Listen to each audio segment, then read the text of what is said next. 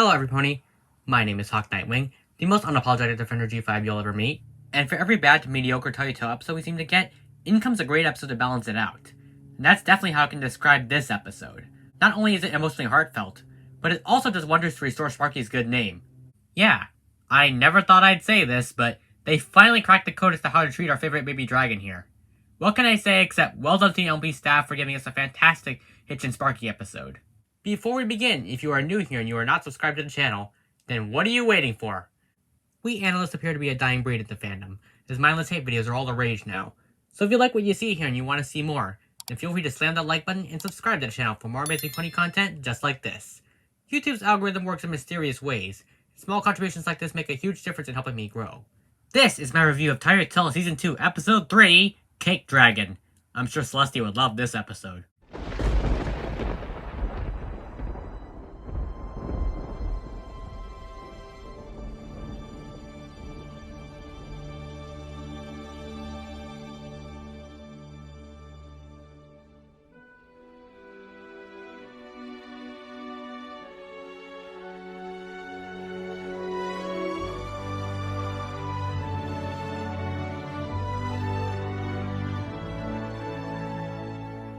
So the episode starts off with Izzy blowing a party balloon. It's Sparky's birthday, and all he wants is a brother that's like him. But once he wishes on the dragon cake, it comes to life and starts terrorizing the town. So Hitch must save his son from the rampaging monster before it's too late. Eventually, after some hijinks ensue, and yet another stylish virtue sequence, he's able to grow a plant that restores the cake to normal.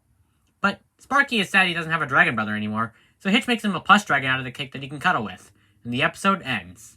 So, what do I think of this episode? Well, for me, this was an absolutely brilliant bounce back from last time. Sparky is treated like an actual character this time, and oh my goodness, did we need this. This episode does Sparky justice, and I'm tempted to call the episode an automatic win just for that alone. But of course, there are other things. That's just the most notable selling point.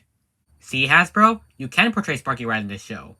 All you gotta do is treat him like an actual character, instead of a walking toilet humor generator. This feels perfectly in line with his great portrayal in Make Your Mark, and I can't get enough of the father-son bond between him and Hitch. In fact, the theme of family seems to be something that G5 excels at, and I can really relate to it whenever it's used in either series. I love this iteration of Sparky's entire tale. I mean, he feels like a real kid with dreams of his own, and his desire to have a sibling really struck a chord with me in particular.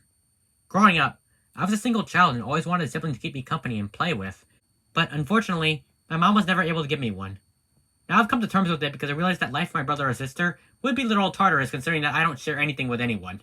But there are times where I still wish I had one. Because of this, what Sparky wanted really hit home with me, and I felt for him. When the cake dragon was nuzzling him, I almost didn't want it to be defeated because it's clear the guy means well.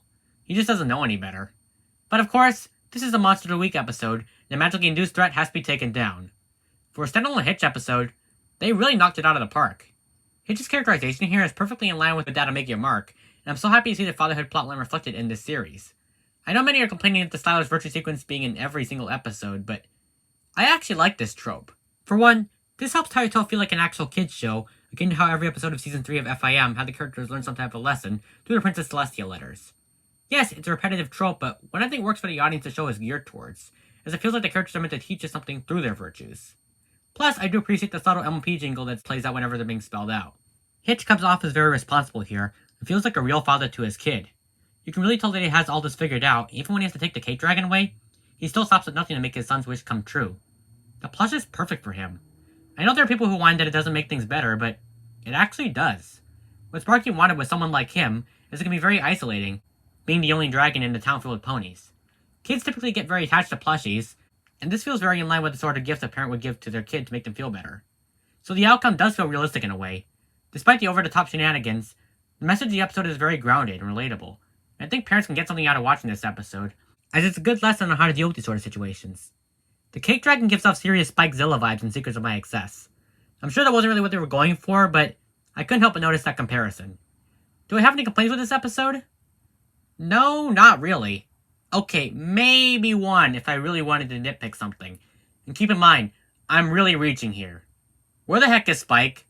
This would have been the perfect episode to debut his Tyrant Tale design and give Sparky a well-needed pickup talk that he's not alone, given that he also went through this conflict in FIM. Sunny literally said, "I guess we'll be seeing you again soon in Chapter 6. Just told the other dragons already, you cowards." But all in all, This episode was a massive win, not just for Hitch, but for Sparky as well. The theme of fatherhood is once again present in G5, and it seems like the Telltale staff pulled off the impossible and made Sparky into an actual character. This is the version we need to see more of throughout the show, and if this is the way they're going to portray him from here on out, then consider my previous complaints gone. Now, please keep this forward momentum up and deliver another banger next week, guys. If they're going to commit to more standalone episodes, I vote for Izzy the Redemption episode next time. But what do you guys think? Did this episode win you over? Or were you disappointed by certain elements? Let me know in the comments below. Until next time, this is Hawk Nightwing signing out.